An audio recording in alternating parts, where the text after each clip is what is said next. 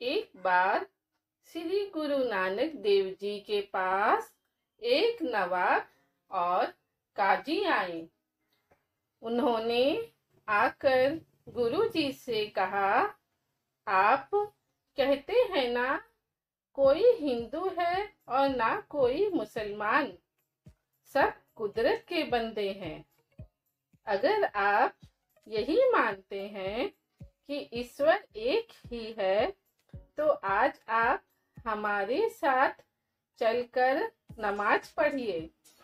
गुरु जी ने कहा, ठीक है, मैं आपके साथ चलता हूँ। नमाज का समय हुआ तो सभी लोग नमाज पढ़ने लगे। नमाज खत्म होने पर काजी और नवाब गुरु जी के पास आए और कहने लगे, हम आपसे बहुत नाराज हैं, क्योंकि हम जानते हैं कि आपने हमारे साथ नमाज नहीं पढ़ी।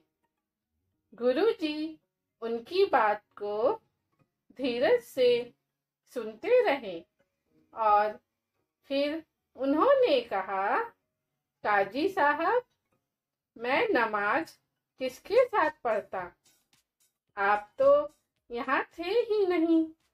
काजी गुस्से में कहने लगे, क्या बात करते हैं, मैं यहीं पर आपके सामने नमाज पढ़ रहा था। गुरुजी ने उत्तर दिया, यहाँ तो सिर्फ आपका शरीर था, पर आपका मन तो अपने घर में था। फिर भला मैं आपके साथ नमाज कैसे पढ़ता? काजी ने कहा, चलिए ठीक है, मैं मानता हूँ कि मेरा ध्यान यहाँ नहीं बल्कि अपने घर में था, पर नवाब साहब तो यहाँ थे, आप इनके साथ नमाज पढ़ लेते। गुरु साहब जी ने कहा, नवाब साहब जी यहाँ कहाँ थे?